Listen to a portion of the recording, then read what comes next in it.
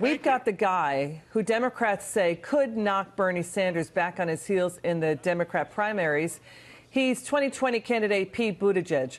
Buttigieg grew up in the Rust Belt in Indiana. He was first elected to office in South Bend, Indiana in 2011.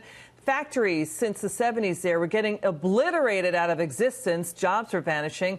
Buttigieg, here's what he did. He tried to turn it around, and he was successful in many instances.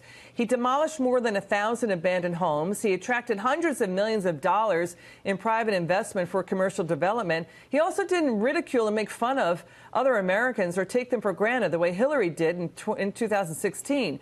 This as Bernie Sanders. Here's what's going on with Bernie Sanders. He's now trying to claim he never was a Soviet-style communist.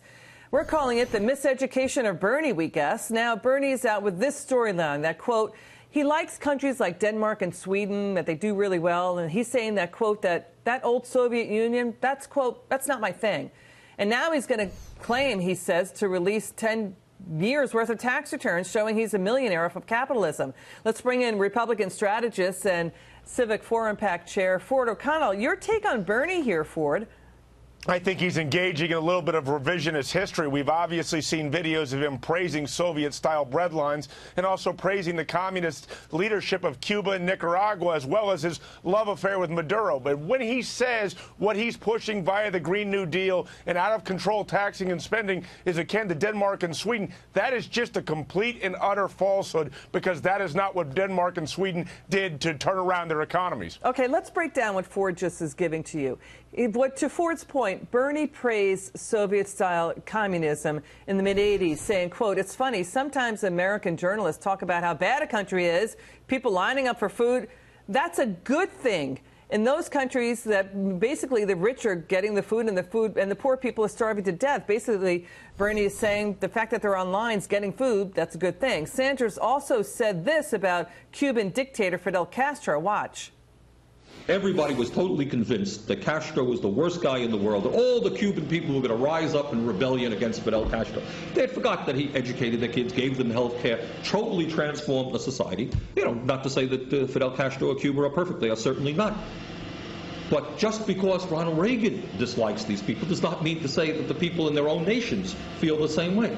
Well, a lot of people in the gulags of Cuba would feel otherwise, and also the families of people who have been shot and killed by Castro and his coterie, they would feel otherwise. A year later, Bernie Sanders said, quote, he was very excited and impressed by the Cuban Revolution, which was communist. He also said at one point when he was watching JFK debate Nixon during the debates, when JFK went after communism, that he literally wanted to puke. That's a quote from Bernie Sanders. Your take on this?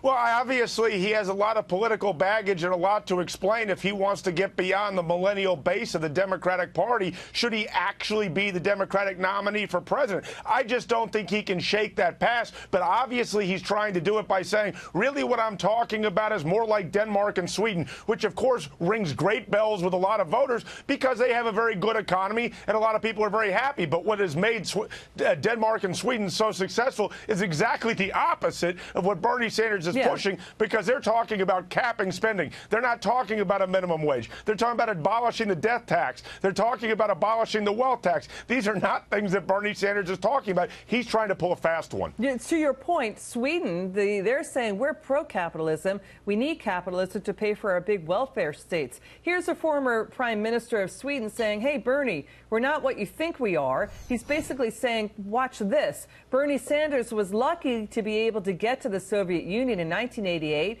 praised all its stunning achievements before the entire system collapsed under the weight of its own spectacular failures.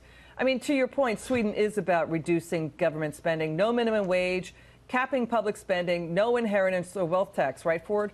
Well, that's exactly right, and I don't know how the Democrats are getting away with the fact that every time they're talking about pushing socialist policies, government-directed policies, and taxing to obscene levels, they get away with saying Sweden and Denmark, when in fact you have a former Swedish prime minister saying that's not how we got there. In fact, when we were doing terribly, which was the 70s and the 90s, we had a recession, essentially we did much of what you were talking about. Ford, fix this for me. Tell me if I'm wrong. Does raising people's taxes cause other people's income incomes to go up and fix income inequality? When the government takes more in taxes, does that fix somebody else's income? No, absolutely not. What you need is you need to have the middle class have skin in the game. It does not work. For O'Connor, you're terrific. Come back soon.